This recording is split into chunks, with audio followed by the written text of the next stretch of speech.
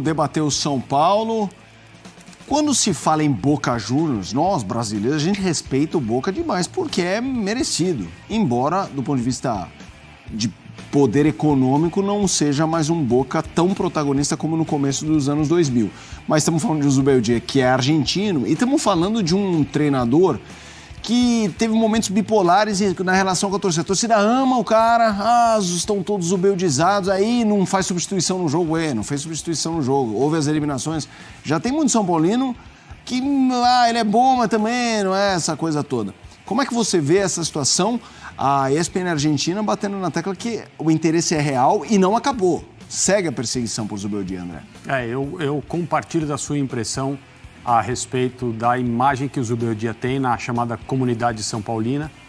Tem muita gente que está em dúvida em relação à opinião formada a respeito dele, o que é natural do ponto de vista do torcedor, que não tem nenhuma obrigação de tratar essas questões com racionalidade, é pura sensação, é pura paixão, é emoção, mas eu não entendo muitas reclamações que foram feitas até hoje a respeito do trabalho dele, especialmente essa que você mencionou, o time não mexe, o fulano de tal, no caso era o Luciano, fez uma partida ruim e ele não tira.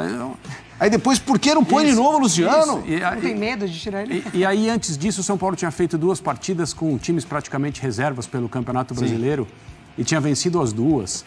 Então, assim, volta um pouco, faz uma revisão e vê que a reclamação não faz muito sentido e o trabalho não é essa porcaria que muita gente imagina. E também, depois do Clássico, por causa do tempo que o São Paulo demorou para entender como enfrentar o Corinthians com 2 jogadores a mais, a culpa é do técnico, A culpa não é do técnico. Os jogadores não conseguiram se organizar ali e numa situação como essa, um treinador ele não tem muita coisa a fazer, a não ser ficar gritando e muitas vezes a mensagem não chega, as coisas estão acontecendo. Enquanto o torcedor está na frente da televisão reclamando, o jogo está rolando, Boa frase, André. São perspectivas diferentes, mas dá para entender tudo isso. Eu só acho que o entendimento principal é da parte do Zubeldia e da comissão técnica dele em relação ao que eles pretendem, Ele não é um treinador que fica muito tempo nos clubes onde ele trabalha e o São Paulo oferece a ele muita condição aqui no futebol brasileiro e sul-americano para desempenhar um bom papel. Ele vem fazendo isso. Eu acho que é preciso ter paciência e suporte com ele, permitir que ele vire o ano como técnico do São Paulo, inicie a próxima temporada. Acho as coisas muito precoces para alguém poder dizer assim, então que vá para o Boca se quiser ir. E acho, do meu ponto de vista, em termos esportivos puramente, que seria um passo errado na carreira se ele saísse do São Paulo agora e fosse para o Boca. Assim, embora é um argentino com oportunidade de voltar para o seu país, essa parte não se discute. Sim. Se a questão é essa, família, proximidade dos parentes, sonho etc. de infância. Claro. Sonho de infância, isso não se discute. Eu estou falando puramente no aspecto profissional e esportivo. Sair do São Paulo agora para ir para o Boca Juniors, eu entendo que seria um movimento ruim da parte dele. Concordo contigo. E para você, Mari, acho que para o São Paulo seria um problema. Porque assim, a gente não pode esquecer como estava o São Paulo quando ele chega. São Paulo perdeu para o Botafogo, considerado o melhor time do Brasil, e se é de bola, e se é do Brasil, provavelmente da América do Sul, nos pênaltis. Cai para o Galo na Copa do Brasil e a gente não pode esquecer que foi o primeiro jogo no Morumbi, depois da morte do Esquerdo. Tinha toda uma...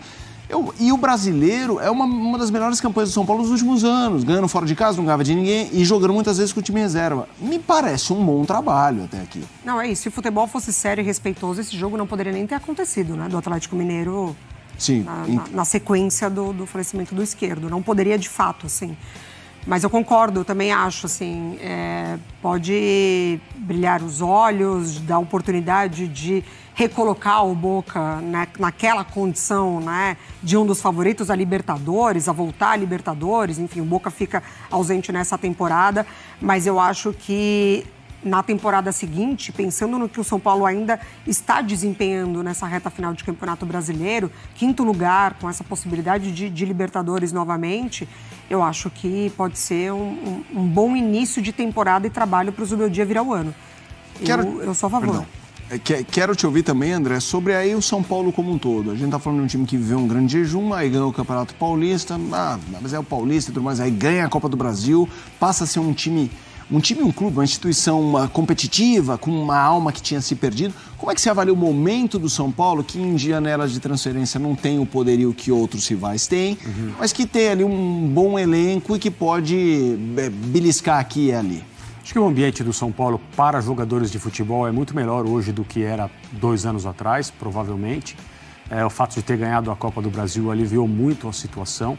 Houve uma recuperação do relacionamento com o torcedor, que é uma coisa notável em jogos importantes no Morumbi, né? O nível de público em tamanho que o São Paulo tem colocado em noites decisivas, em jogos em que o torcedor sente a necessidade de estar em campo, é uma coisa que torna um ambiente muito difícil para o adversário, a gente tem visto isso, o que não significa, evidentemente, que o São Paulo vai se tornar imbatível e que as grandes eras de vitórias sul-americanas da época do Tele Santana, por exemplo, ou depois disso, vão voltar de uma hora para outra. O futebol não é mais assim. Aqui no Brasil existem muitos candidatos, não muitos, existem alguns candidatos a tudo isso que estão com trabalhos adiantados em relação ao São Paulo, e o torcedor que não perceber isso vai ficar se frustrando temporada a temporada, vai ficar pedindo cabeça de treinador, vai ficar querendo que jogador seja mandado embora, porque, né, já se fala desde o clássico que o São Paulo venceu contra o Corinthians. Não perdeu, não empatou, venceu. Que fulano precisa ser cobrado internamente, que o comportamento de ciclano dentro do campo não foi apropriado. O São Paulo ganhou o jogo, né? É claro, compreende-se a frustração, foram eliminações em sequência na Copa do Brasil e na Libertadores. Talvez o torcedor tivesse vislumbrado uma campanha de disputar uma final e tal. Não aconteceu esse ano, não se ganha sempre. Eu acho que é partir desse trabalho para coisas melhores com essa comissão técnica e, eventualmente, se for possível, melhorando o grupo de jogadores. O Boca estaria interessado, mas tem outros nomes na frente. O Zubeldia ainda não foi informado de nada. E aí? Bom, vamos lá, tirando por partes, né? Primeiro, o interesse do Boca no Zubeldia. E depois, são 2 partes essa live. Primeiro, e é mais rápido, é o interesse do Boca no Zubeldia. E a segunda parte, que é a mais complexa, é como o São Paulo vem tratando o Zubeldia nos últimos tempos. A partir de um vídeo que a gente colocou aqui no canal, lá atrás, com a palavra fritura, certo? Sim. Uma coisa tem relação com a outra. Boca, interesse do Boca. Fritura, esse verbo que eu gosto de utilizar, quando eu sinto o cheiro, não da fritura, mas cheiro de enxofre. Eu sinto o cheiro de enxofre no ar num clube de futebol à distância, né? E eu já tinha sentido isso antes. Agora eu tenho mais convicção sobre o que eu estou falando. E em terceiro, a questão do pronunciamento do Casares sobre apertar os cintos, que pode ter a ver ou não com essa história, acho que é uma outra questão. Só começando com esse último item, você falou, vamos falar sobre isso bem numa outra live, vamos mesmo. A votação será feita, está sendo apresentado agora o projeto de reformulação financeira do São Paulo, reestruturação. A votação no Conselho dura até amanhã, quarta-feira. Uma vez aprovada, e deve ser aprovada, essa reestruturação financeira, na quinta-feira, Casares e companhia, organizadores do fundo, darão uma entrevista coletiva.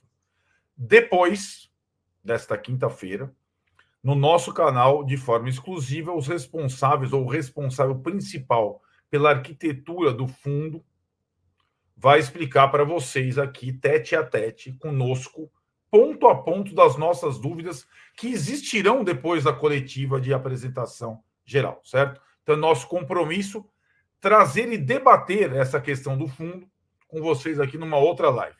Hoje a live que tirou o sono do Tirone é sobre o Zubeldia, certo? E a gente pode começar por essa história do interesse do Boca. Bom, pois bem, tenho inúmeros amigos jornalistas na Argentina, argentinos e brasileiros. Aliás, o Mauro César, meu parceiro, tá lá. Nosso parceiro, tá lá, né? Isso.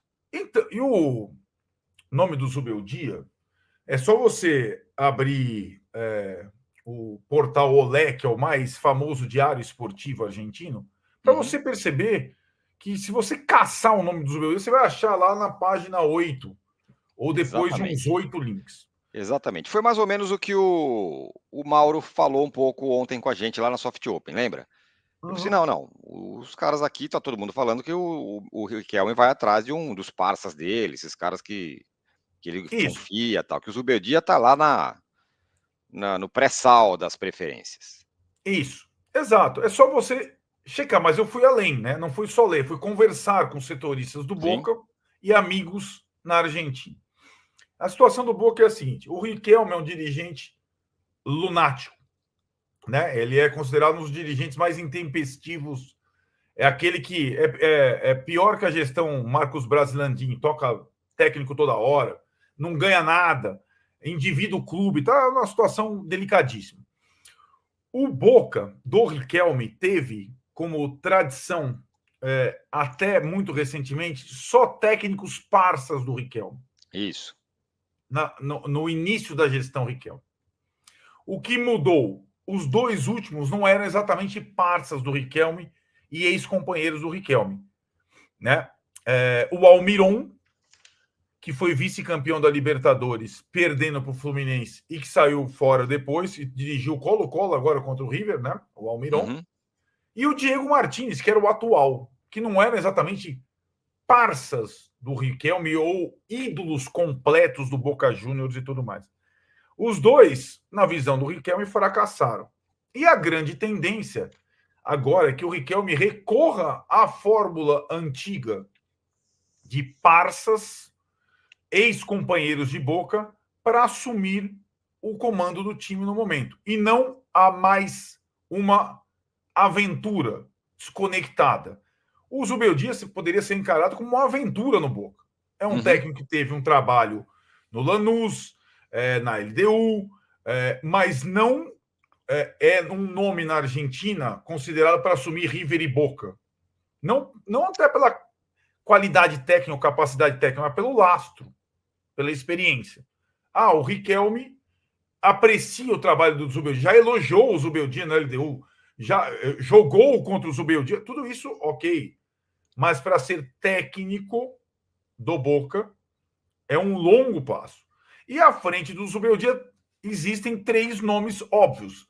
Eram 2, agora são 3. Os 3 ex-jogadores do Boca, parças do Riquelme, uns mais, outros menos, mas com carreiras mais rodadas. Um deles, o mais difícil, o Gago, que foi volante do Boca, do Real Madrid, que dirigiu o Racing e está trabalhando no México, né, que é um técnico meio dinizista, de proposição, né, de arriscar.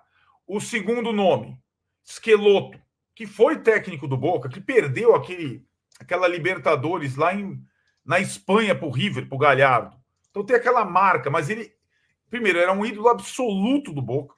Ele se dá melhor com o Palermo que com o Riquelme, mas aceitaria dirigir o Boca no momento, voltar ao Boca, e o torcedor gosta do Schelotto absurdamente. E o terceiro é o Arruabarrena, lateral esquerdo, ex-Boca, já foi técnico do time, e todo mundo mais ou menos da faixa etária. Então esses são os 3 nomes que o Boca trabalha hoje.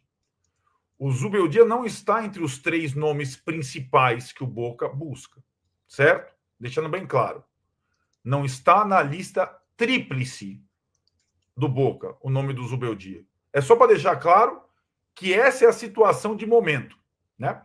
Então, quando tem... a imprensa argentina fala sobre o Zubeldia baseado em coisas da nossa imprensa. Por exemplo, a declaração do Casares. Não acredito que o advogado do Zubeldia tenha aberto negociações com o Boca. Não acredito. O Boca não abriu ainda negociação com o Zubeldia, até porque ele é opção 4, 5 ou 6. Ele não está entre as 3 principais, né? Então tem essa situação. Só que esse suposto interesse do Boca no Zubeldia, que a gente está desnudando aqui o grau do interesse, ele provocou aqui algumas reações internas que me chamaram a atenção. E aí é a segunda parte da live que eu quero fazer com vocês, né? Que é muito mais complexa. É a situação do Zubeldia no São Paulo, com quem ele tem contrato até 2025, final de 2025. E não a situação dele no Boca. Se ele iria para o Boca, se ele iria para não sei o que lá. Ah, o Boca é mais irresistível que a seleção equatoriana. O Boca não chegou. Mas só essa possibilidade fez, como diria Paulo Massini, eu gostei da expressão dele, fez com que as maritacas acordarem. As maritacas